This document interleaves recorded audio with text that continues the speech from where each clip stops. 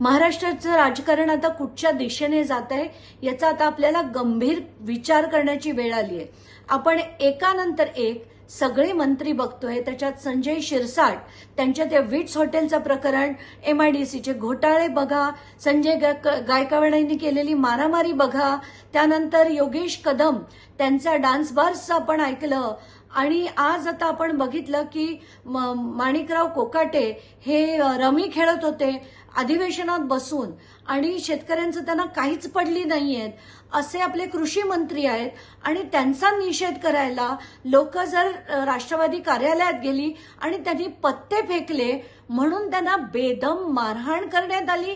सुनील तटकरेंना आणि अजित पवारांना काहीच वाटत नाही की सूरज चव्हाण सारखी माणसं, जे अतिशय विचित्र माणसं आहेत, जे माझ्याबद्दल सुद्धा त्यांनी काय वाटेल ते उद्गार काढले होते, अशा माणसांनी आज तिथे जाऊन त्या लोकांना बेदम अगदी रक्तबंबाळ होईपर्यंत मारलं। मला असं वाटतं तातडीने त्या सूरज चव्हाणला त्याच्या पदावरून बरखास्त करून टाकलं पाहिजे।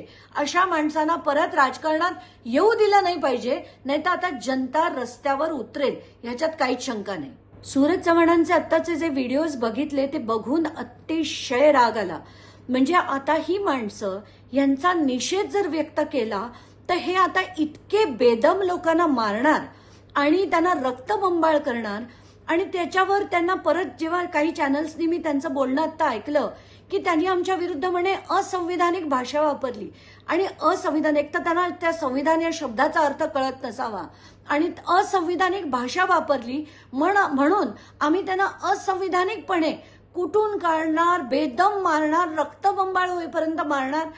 ह्या लोकांना काय पात्रता आहे यांची राजकारणात येण्याची? का फक्त अजित पवारांच्या पुढे मागे फिरतात म्हणून यांना राजकारणात इतका थारा मिळतो? आत्ताच्या घटकेला अजित पवारांना काही थोडी जरी मनाची लाज असेल ना तर ताबडतोब या व्यक्तीला त्यांनी त्यांच्या पदावरनं तातडीने बडतर्फ केलं पाहिजे।